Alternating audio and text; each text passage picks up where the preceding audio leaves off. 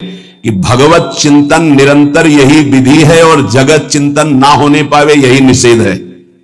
इतना है सार बात। हर क्षण हमारा प्रियालाल का चिंतन ही विधि है, इसके अलावा सब निषेध है। जगत में पूरा ब्रह्मांड सब आ गया, प्रियालाल को छोड़कर और कुछ हमारा चिंतन हो ये भारी निषेध है। उपासक समझ नहीं रहा है।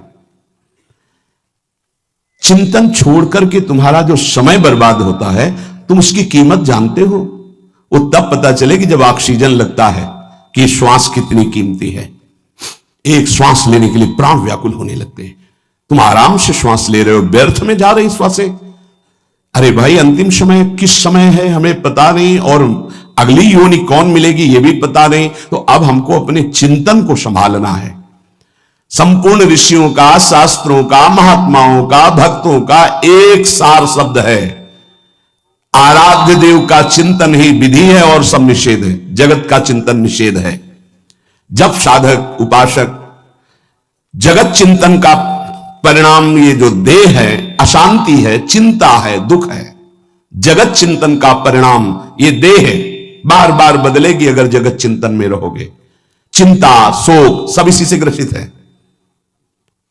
देखो, जब हमसे अपराध बनते हैं, पाप बनते हैं, तो बाहरी दंड जो मिलता है, अंदर दंड मिलने लगता है। निगेटिव विचार, नकारात्मक सोच मार देती है आदमी को। आप लोग समझिए, आपके पाप को कोई नहीं जानता, तो ये मत समझो कि हम आगे बढ़ते चले जाएं पाप मार्ग में। नहीं, उसका दंड विधान जो बाहरी होगा वो तो होगा ही। शरीर ने पाप किया है तो दंड मिलेगा, पर मुखिया मन ने पेशकार बनकर बुद्धि से स्वीकृति करा ली तो दोनों को दंड मिलेगा, बुद्धि को भी और मन को भी। क्या दंड मिलेगा? वो पाप नकारात्मक सोच, नास्तिकता पैदा कर देगा, निगेटिव विचार पैदा कर देगा। मार दिया।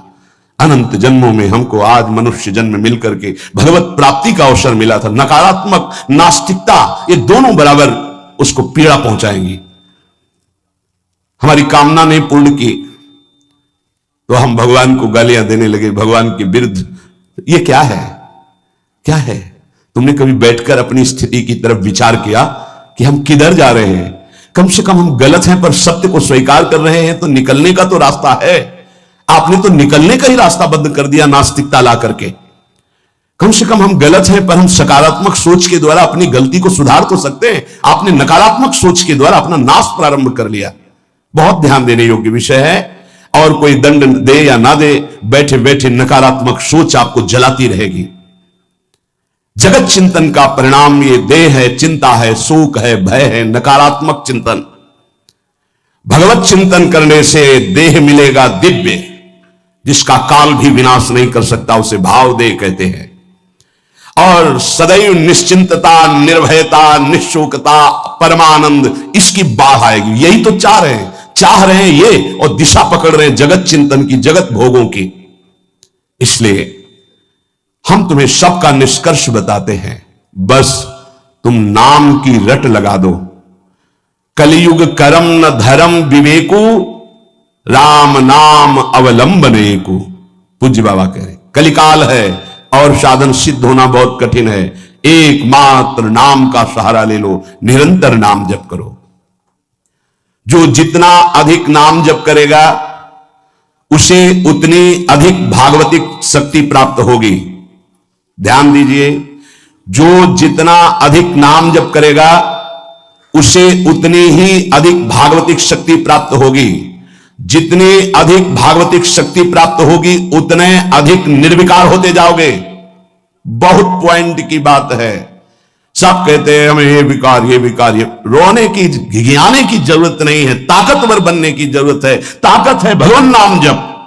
फिर सुनो, जो जितना अधिक नाम जप करेगा उसे उतनी अधिक भागवतिक शक्ति प्राप्त होगी। जिसकी जितनी अधिक भागवतिक आध्यात्मिक शक्ति जागृत होगी उतना ही वो निर्विकार होगा।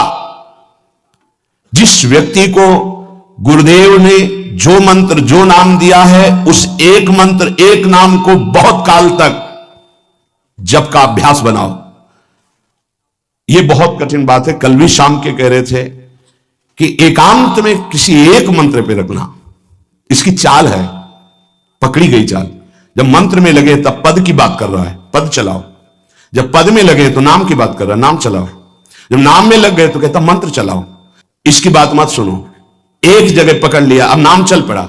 अपने लोगों का जैसे अब नाम चल पड़ा तो पवित्र है अपवित्र है मंत्र में नहीं पहुंचेंगे, सीधे नाम में लगे हुए हैं। अब अचानक मंत्र चलने लगा, अब मंत्र पे पूरी एकाग्रता हो गई। पद चलने लगा तो पद पे पूरी भाग, तू कहां भागेगा, आना पड़ेगा इसी घेरे में। मंत्र चल रहा है, वो श्रद्धा कर रहा है, इस समय पद गाओ, इस समय पद में चलो, बार बार विक्षेप बिल्कुल नहीं सुनना, बार बार मंत्र। क्योंकि जब पद में जाओगे तो वहां भी नहीं टिकेगा, वो कोई प्रपंच सामने खड़ा कर देगा। इसको सुनो, इसको देखो, इसका चिंतन करो। माला ले लिए, चलो पार्क में टहल कर, गली में टहलते, बालकनी में खड़े हो जाते हैं, पूरी एकाग्रता रहेगी। हाँ, फंसाएगा किसी चित्र में, चिंतन में फंसाएगा। बहुत साधक को सावधानी की जरूरत है।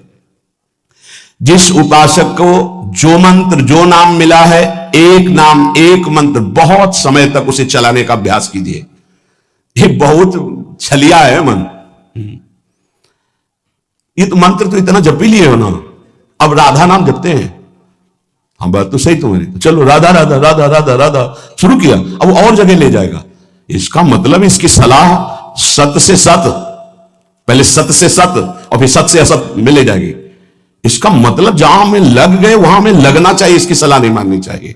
ये बहुत सलाहें देता है, सलाह देना इसकी स्वभाव प्रवृत्ति संकल्प विकल्प, इसी को रोकना है। उपासक पकड़ पाओ तो बहुत लाभ प्राप्त होगा। सब इस समय हमें यह नहीं देखना कि मानसिक से कितना लाभ है, उपांशु से कितना, ये सब बातें मत देखो। अरे वाचिक से 10 गुना उपांशु, उपांशु से 100 गुना मानसिक, ये गुना उना हमें नहीं चाहिए। इस समय हमें भगवदाकार वृत्ति करनी है। हमें कोई लाभ हो हानि हो, गुना से मतलब नहीं है।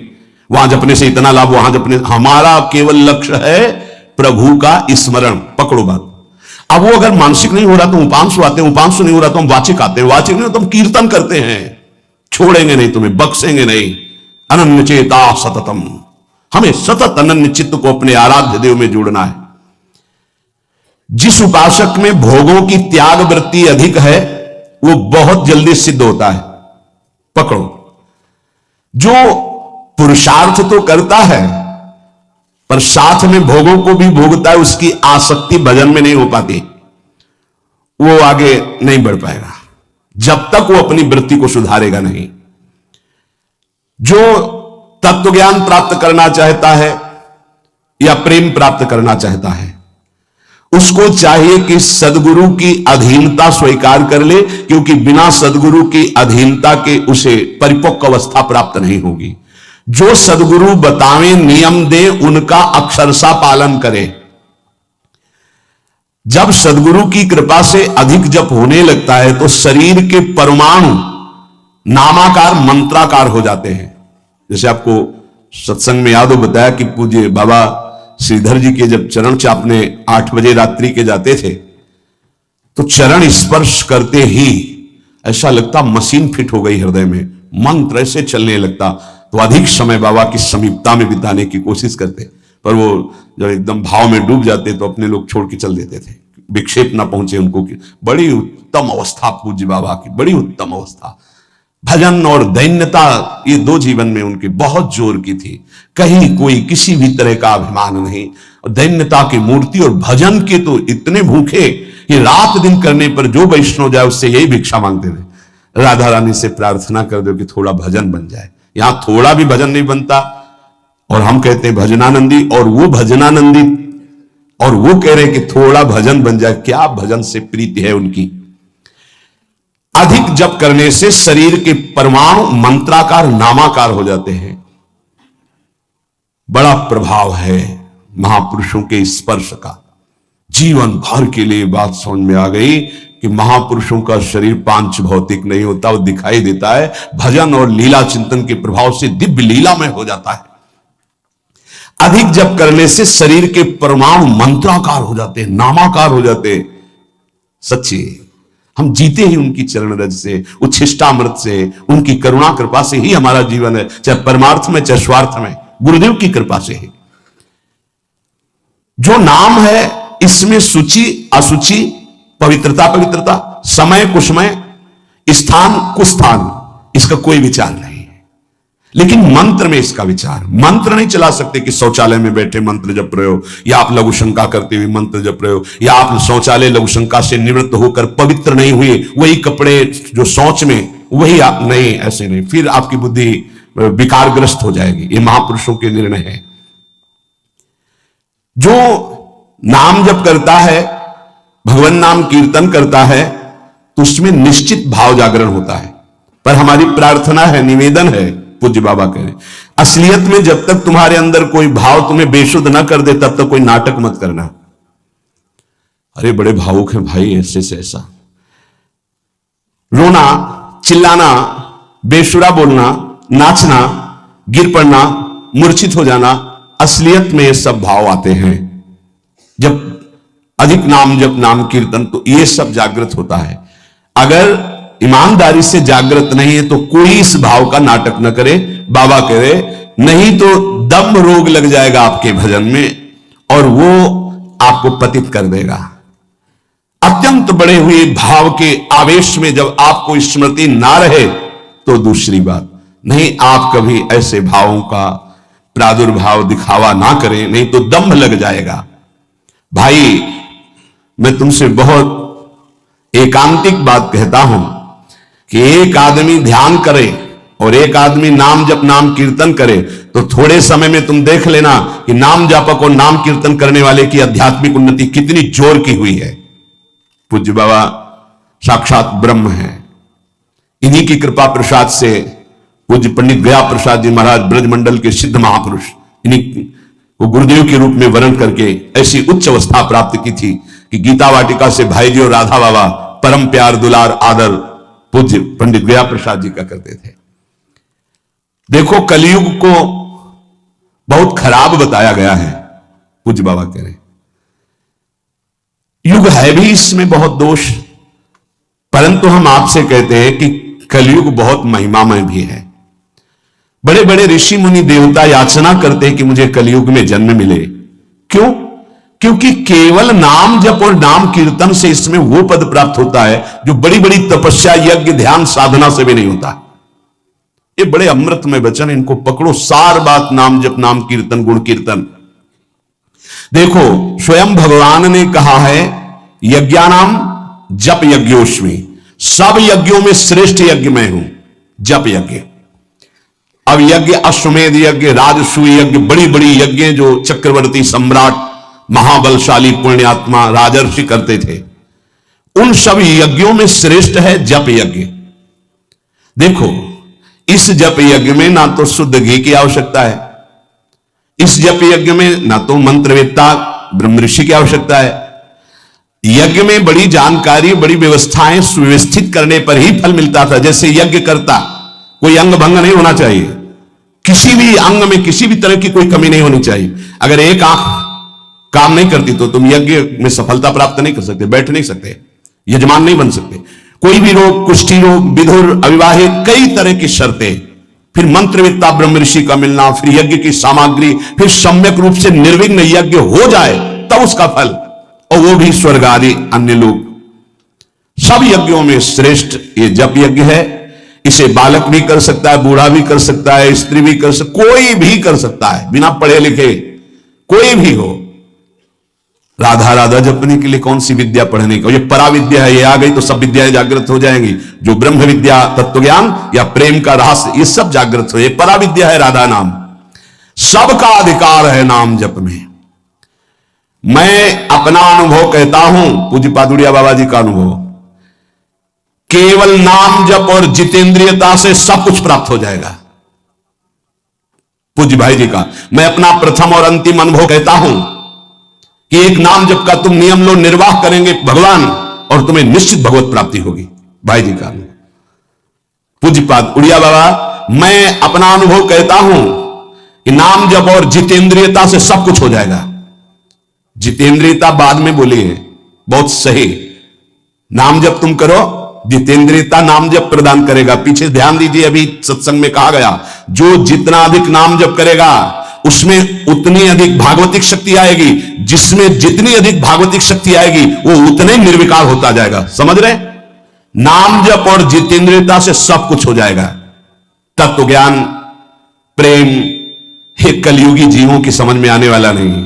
नाम जप करो, तत्व ज्ञान भी हो जाएगा और प्रेम भी प्राप्त हो जाएगा, क्योंकि नाम जप से बहुत जल्दी हृदय पवित्र होता है और पवित्र हृदय में तत्व ज्ञान और प्रेम प्रकाशित होता है।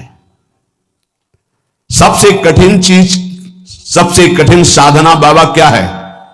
नाम जप।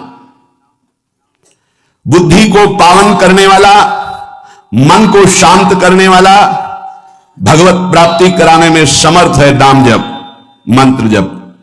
बहुत अच्छा उपासक हो जाएगा जो नाम जप मंत्र में अपनी आसक्ति कर ले।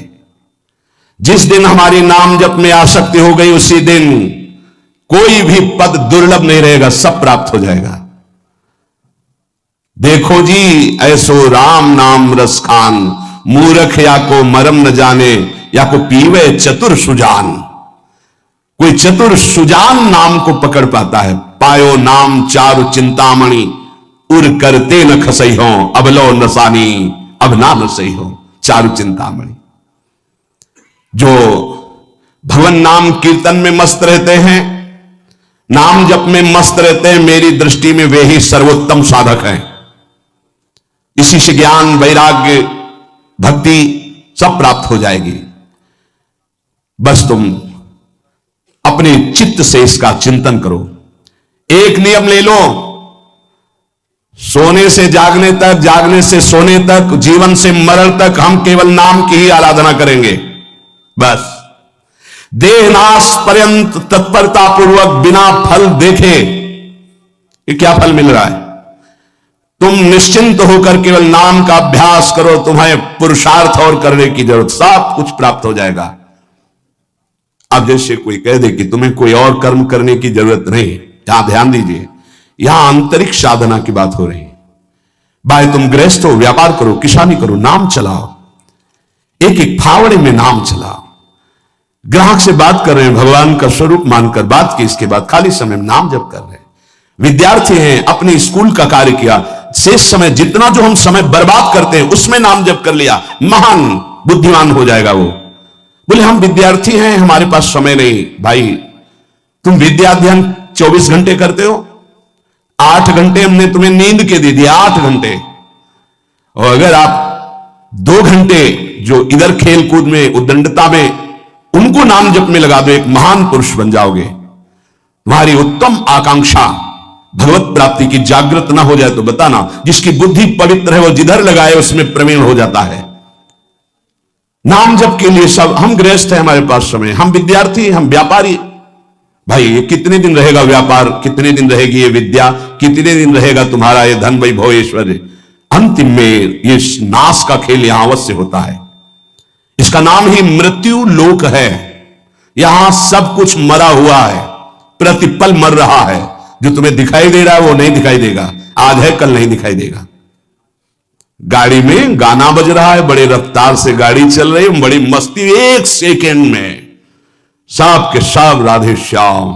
उनको क्या पता कि ये मस्ती बस अगले सेकेंड में नष्ट होने वाली, ना देह रहेगा और ना ये मस्ती रहेगी। इसलिए राधा राधा राधा, यदि राधा नाम कीर्तन चल रहा है, अगर देह छूट भी जाए, किसी कारण से नवीन देह मिलेगी तो बहुत उत्तम मिलेगी, बढ़िया संस्कार मिलेंगे, क्योंकि नाम। और अगर कहीं अंतिम चिंतन में राधा ही नाम, ये हम कह रहे सुनने की, और अगर चिंतन में राधा नाम रहा शरीर छूटा तो श्री जी को प्राप्त हो जाओगे।